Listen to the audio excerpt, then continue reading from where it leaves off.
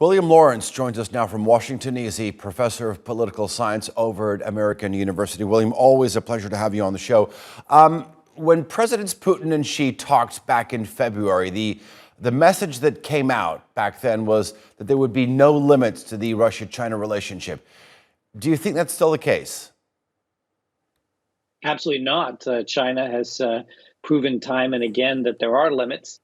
They were unwilling to break the sanctions in terms of military, provisions to Russia. They were unwilling to provide other kinds of strategic and military support.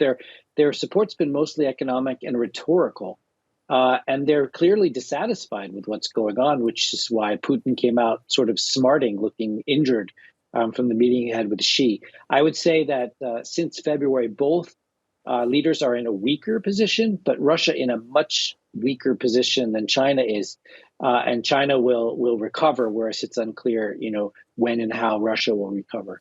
I mean, if there's a sense of dissatisfaction, at least from the Russian perspective, is this not a relationship of equals then? Absolutely not. Just look at the economic piece. China's the second largest economy in the world, about 3/4 the size of the United States economy, and Russia has an economy the size of the Netherlands, right, and shrinking.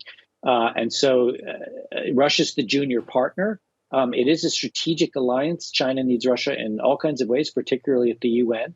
But increasingly, Russia's dependent on China for much of its, let's say, global prestige. And China doesn't want to go too far in hurting its own international position and reputation by backing this unsuccessful war in Ukraine. How much sway do you think that the Shanghai Cooperation Organization, has? Because when it was formed about 20 years ago, it was partly formed to sort of counter growing U.S. influence. When you analyze what's been going on in the last 20 years, what do we see?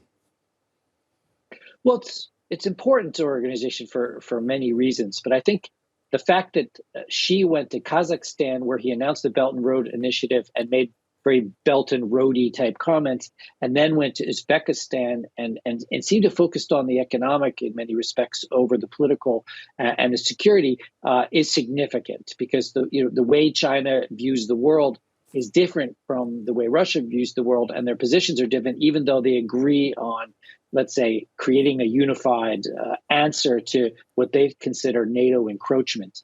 But if you look in the, within the Shanghai Organization, it's a little bit a den of thieves, right? It's the Tajiks fighting with the Kyrgyzstan, it's the Armenians fighting with the Azerbaijanis, it's a bunch of competing countries and sort of competing for Russia's favors in a world where Russia's influence and hegemonic power is decreasing. So in that, what does China sees? It sees a threat of chaos, and that's why, whatever lecture Putin got from Xi, it was about increasing global stability and the chance for economic success globally, and not what Putin's up to right now. William, I want to ask you, you talked about how the world views Russia and how the world views China. I'm wondering how the U.S. is viewing all this. Well, it's downplaying the importance of the meeting. It's pointing out that China didn't break the sanctions and that China, isn't too happy with the current situation. But I think it's over downplaying the significance of the meeting. The fact that Xi did criticize what's going on in Ukraine, the fact that this organization does have some weight. Of course, they've been misportraying it as half the world's economy. It's closer to about 22% of the world's economy, and it's not really an alliance yet. It's a security coordination organization among countries that aren't really in alliance with each other and don't really have shared values, but rather they have a strategic interest to work with each other against this foe from the West, this NATO and global community that it doesn't always see eye to eye with. Okay. William Lawrence, we'll leave it there for the moment. Thank you very much for joining us here. I do appreciate the analysis. Thank you. A pleasure.